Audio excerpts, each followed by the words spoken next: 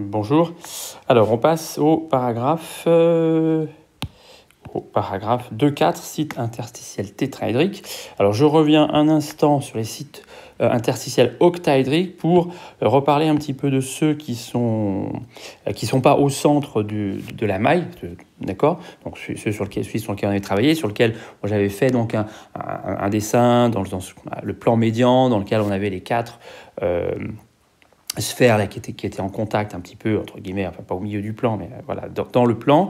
Alors ici, donc, on peut refaire la même chose sur tous les autres sites tétraédriques donc, qui se trouvent sur les arêtes. Alors par exemple, celui qui est là, voilà, le dessin, alors ça se voit pas voilà, ça se voit moins bien évidemment quand on n'a pas des sphères. Voilà, le dessin qu'on pourrait refaire, c'est le même. Ici, ça c'est au centre. Voilà, là j'ai une sphère. Là, j'ai une sphère, là, j'ai une sphère, et là, j'ai une sphère. Et pareil, verticalement, j'ai deux plans verticaux qui sont semblables et qui font que ce site ici, octaédrique, il est en contact avec 6 sphères. D'accord. Alors, pareil pour celui-là, je pourrais faire voilà, un plan comme ça, d'accord, avec toujours voilà, les quatre sphères, et pareil, encore deux plans perpendiculaires. Voilà, tous les sites donc octaédriques qui sont au milieu des arêtes, on peut systématiquement faire en fait 4 plans comme ça, 3 plans pardon, par site. Voilà. Alors cette fois-ci, on passe réellement au cours sur les sites interstitiels tétraédriques. Alors, je vais vous les montrer. On est toujours dans l'empilement compact de sphères tel que je l'ai vu. Donc, il y a ces sites donc, octaédriques. Ces sites octaédriques, bon, je reviens encore sur les sites octaédriques, mais ils viennent en fait du fait qu'on a ces doubles, comment ça s'appelle, qu'on a fait une configuration où on avait le double creux, si vous voulez, où j'ai rempli d'accord, je rappelle, la troisième couche, je l'ai mis sur un double creux. En fait, si on y réfléchit bien, ça vient un petit peu de ce double creux, le site octa. Le site tétraédrique, c'est beaucoup plus simple. Je vais vous le montrer. Voilà. Alors, je vais essayer de faire une petite manip. Pas comme ça va pas aller. Voilà. Hop. Voilà. Alors, on va faire ça comme ça. Ouais. Vidéo, c'est bon. Ça prend. Ok. Donc, on avait nos empilements ici. Voilà, donc là on avait nos empilements de blanche, et tout simplement, quand on pose la couche, la deuxième couche, on est forcément au creux de 3 sphères qui sont en contact. Voilà. Donc on voit bien qu'ici, j'ai formé un tétraèdre, d'accord. La base, c'est ces 3-là, enfin une des bases, et puis ici, j'ai le sommet, d'accord. Voilà. Et pareil, si je fais ça ailleurs, je vois les 3 autres, sphères de base, et ce sommet ici. Encore une fois, voilà, d'accord. Voilà. Alors donc si on met nos 2 couches, qu'est-ce que ça faisait comme ça? Voilà, on avait nos 2 couches et encore la dernière qui est là. Voilà, on voit bien qu'elle est au sommet entre guillemets d'un tétraèdre. Donc les 3 qui sont là formeraient la base. Voilà. Donc alors la question c'est la sphère que je peux insérer là-dedans. Elle a quel rayon? En fonction du rayon de la balle de ping-pong, voilà, on la voit là. Quel est le rayon de la sphère que je peux insérer au milieu de ces 4 sphères? Question qu'on va donner la réponse tout à l'heure. La question aussi, c'est combien on en a de ces... Voilà, on voit qu'on en a pas mal là-dedans. Si je reprends toute la maille là, d'accord, qu'on avait vu, ok. Des sites tétraédriques, on en a un certain nombre on va regarder ça.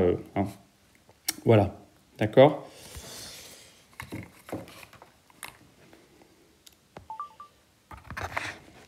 Voilà.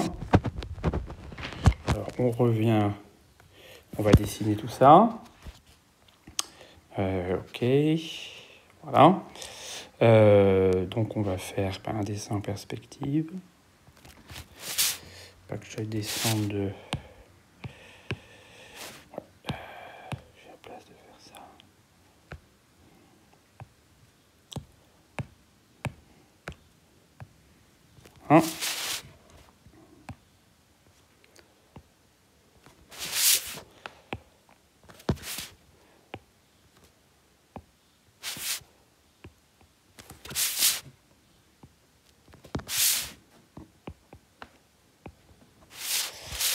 Alors ici, donc on a notre face centrée. Donc là, si même je reprends les couleurs, hein, ici on avait le jaune, d'accord.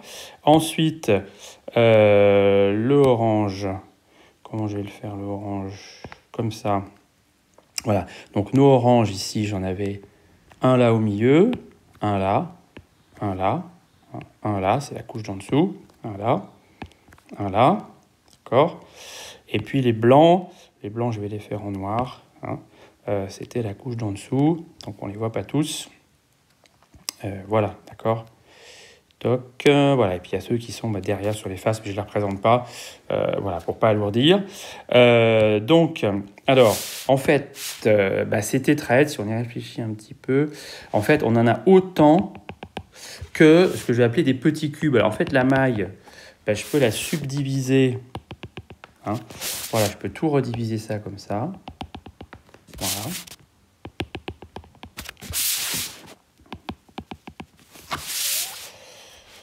Voilà, ok. Et les tétraèdres, on les voit apparaître là. Hein.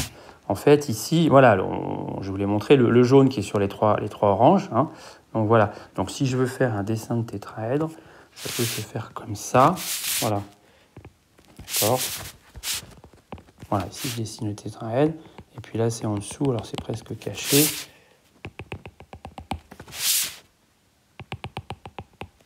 Voilà, d'accord. Donc ici, j'ai un tétraèdre, là. Et en fait, j'en ai dans tous les... Alors, je le dessine ici, hein, mais finalement, dans tous les autres,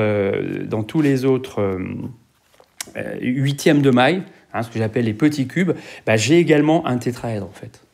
Hein, d'accord. Voilà. Bon, j'ai pas trop alourdi le dessin. Ça peut se remarquer...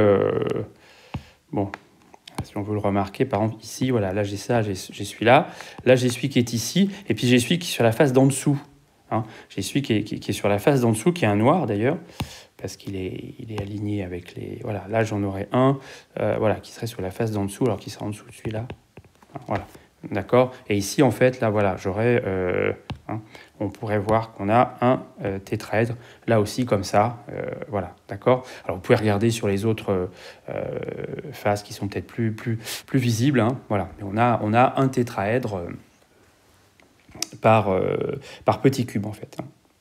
Voilà. Alors, le commentaire donc qu'on va noter... Alors d'abord, ce qu'on a peut-être dû noter au départ. Hein. Donc les sites tétraédriques résultent simplement d'un empilement 3 sphères plus une au creux des 3. D'accord.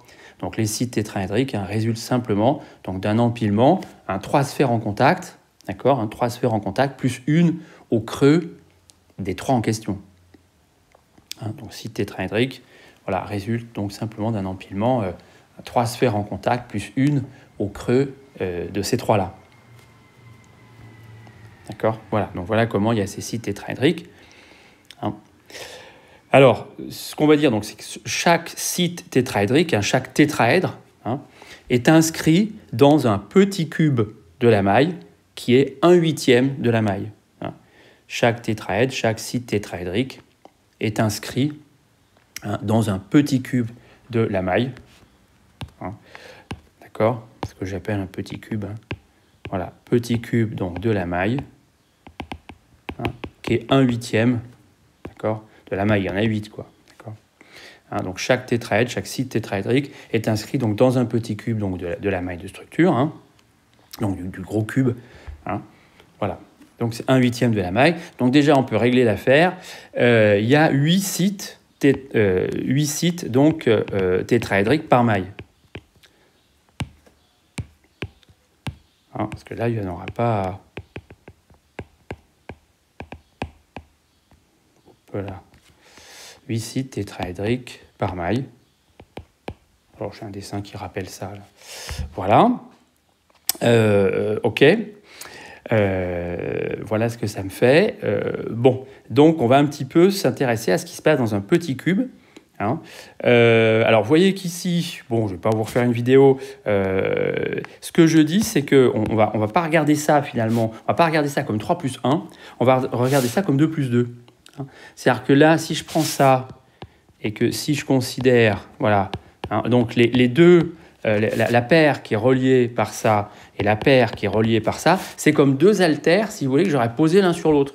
Hein, c'est ce que j'appelle deux haltères posés l'un sur l'autre, perpendiculairement. D'accord? Enfin, des haltères entre guillemets. Hein. Donc, d'accord? Voilà. OK? Donc, on va dire un tétraèdre. Hein. Voilà, un tétraèdre, hein, c'est équivalent à deux haltères. Vous voyez ce que je veux dire? Hein. Hein, ça forme une forme d'haltère. Deux haltères, donc, hein, posés donc l'un sur l'autre. Voilà, d'accord? Donc, en fait, le centre du site tétraédrique, c'est le centre du petit cube dans lequel le tétraèdre est inscrit. Déjà, première chose, donc on va un petit peu se détacher un peu de ce tétraèdre qui nous, quand même, complique un peu la vie. Hein. Donc, le centre du site tétraédrique, hein, le centre du site tétraédrique, d'accord, hein, c'est le centre du petit cube dans lequel il s'inscrit. Hein, centre du petit cube dans lequel il s'inscrit. Hein, donc le centre du site tétraédrique, c'est le centre du petit cube dans lequel il s'inscrit. Donc le centre du site tétraédrique, hein, est équidistant des 4, voire des 8 sommets, si je parle du cube, hein, est équidistant, voilà, des 4 sommets, hein, comment ça s'appelle, du tétraèdre, ou des 8 sommets du petit cube qui contient ce tétraèdre. Hein. Donc le centre du site tétraédrique, hein, est équidistant, hein, des 4 sommets du tétraèdre, hein, donc voilà, des 8 sommets du petit cube, hein, qui contient le tétraèdre.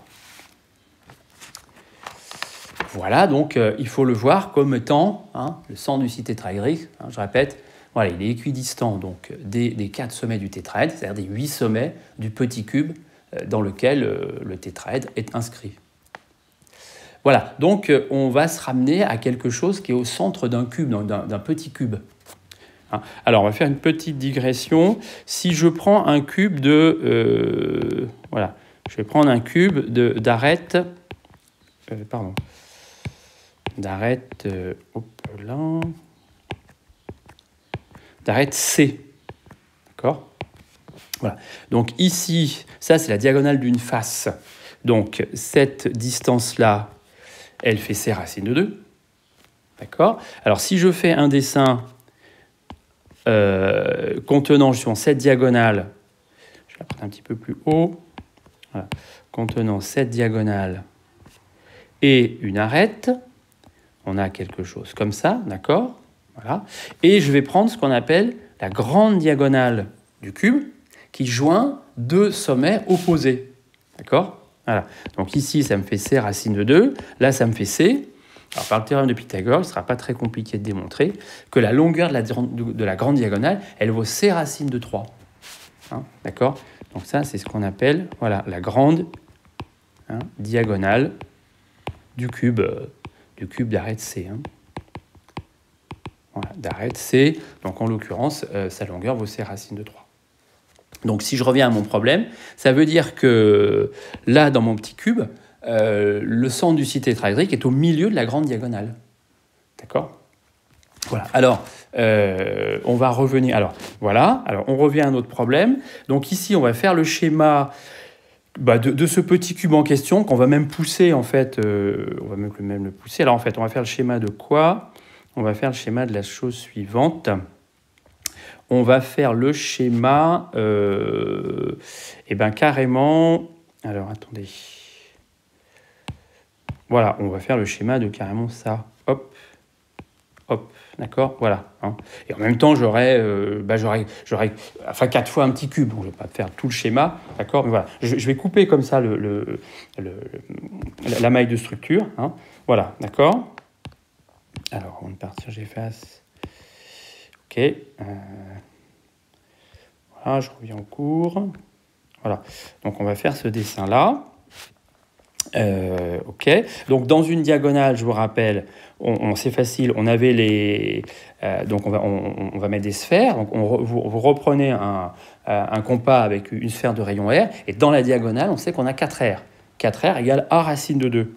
Hein, ok. Donc, allons-y comme ça. Voilà. Hop.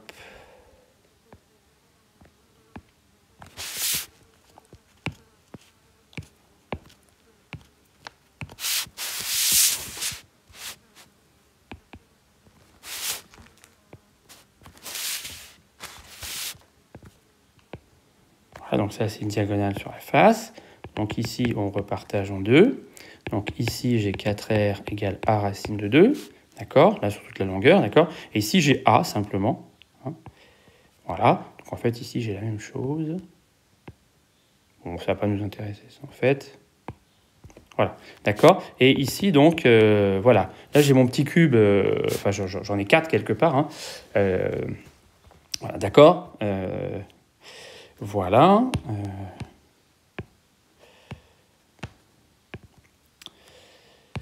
Je vais le refaire.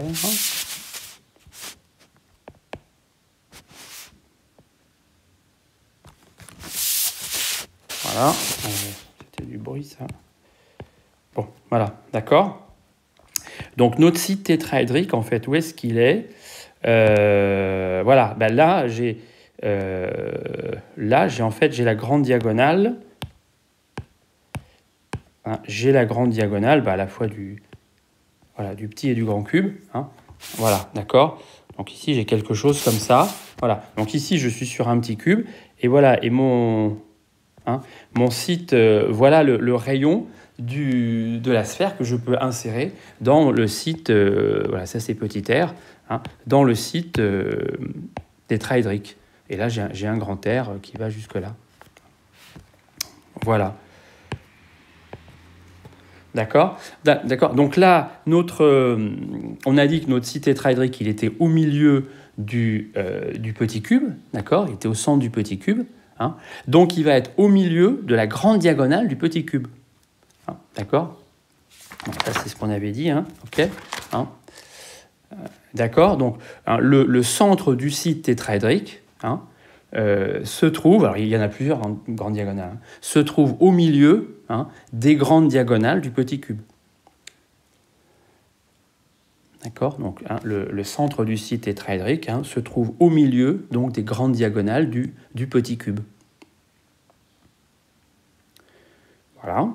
Donc ça, c'est ce qu'on vient de dessiner. Et je vais avoir une condition de contact. Donc je sais en gros où est le centre ici. D'accord. Voilà, et ma condition de contact, vous la voyez ici, hein, quelque part, on va considérer qu'elle est juste, que le contact se fait bien dans ce plan-là. Hein. Voilà, et on va dire, hein, bon, c'est pas évident à voir, mais qu'il y a contact, hein, entre la sphère insérée dans le site tétraédrique et une sphère de l'empilement cubique face centrée initiale sur cette grande diagonale. Le contact est sur cette grande diagonale, donc, tel que je l'ai dessiné. Hein. Donc ça, bon, il faut un petit peu s'en convaincre ou l'admettre. Hein, voilà, donc il y a contact entre la sphère insérée dans le site tétraédrique, hein, et les 4 sphères, en fait, hein, les 4 sphères de l'empilement, donc cubique face centrée initiale. Hein. Voilà, contact entre la sphère insérée dans le site tétraédrique, hein, et voilà, les 4 sphères de l'empilement, donc cubique face centrée initiale, sur cette grande diagonale. Voilà, donc le contact se fait ici, voilà, forcément, donc sur une de ces des grandes diagonales, il y en a 4, hein, puisqu'elles sont à 3 x 4, 12. Combien des grandes diagonales? Bon, je ne sais pas trop, je ne vais pas dire de bêtises. Il doit y en avoir 4. Bon, bref.